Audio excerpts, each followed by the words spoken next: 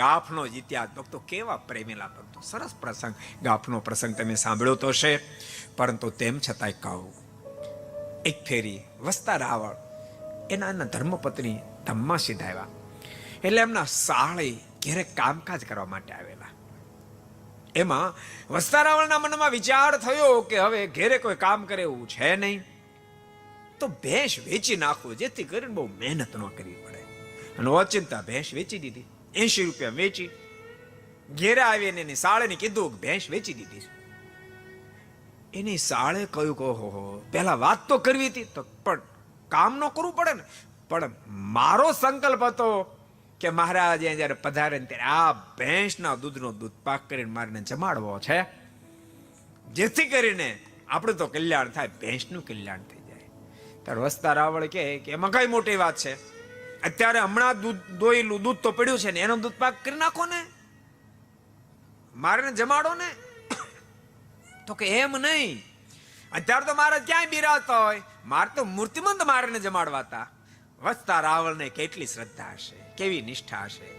એની સાળેને કે તમારો જો ખરેખર પ્રેમ અને ભાવ હશે ને, તો અબજો બ્રહ્માના માલિક તમારો દૂધપાક જમવા માટે આવશે, તમે દૂધપાક બનાવો.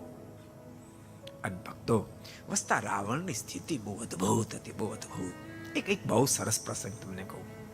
એક ફેરી વસતા રાવણના દીકરી યુવાન થયેલા, એને જોવાને માટે મહેમાન આવ્યા.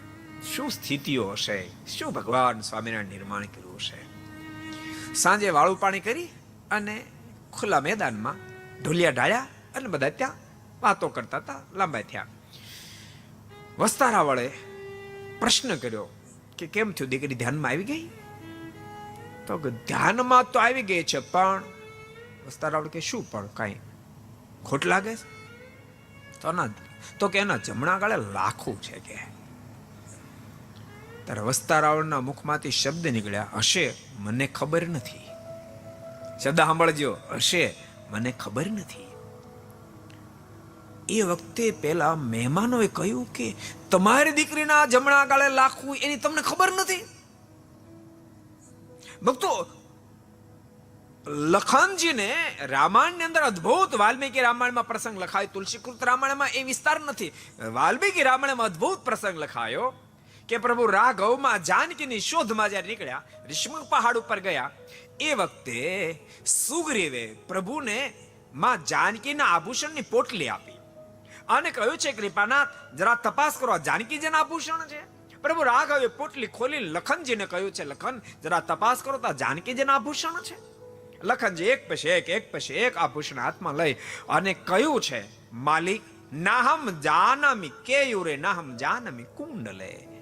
હું આ પગની અંદર પહેરવાના ઝાંઝરને ઓળખતો નથી, કાનની અંદર પહેરવાના કુંડળને ઓળખતો નથી. અહમ જાનમી નૂપુરે, હું માત્ર પગની અંદર પહેરવાના હું કાનની અંદર પહેરવાના કુંડળ ઓળખતો, કંઠની અંદર ધારણ કરવાના હારને ઓળખતો નથી. અહમ જાનમી નૂપુરે, હું માત્ર પગની અંદર પહેરવાના ઝાંઝરને ઓળખું છું.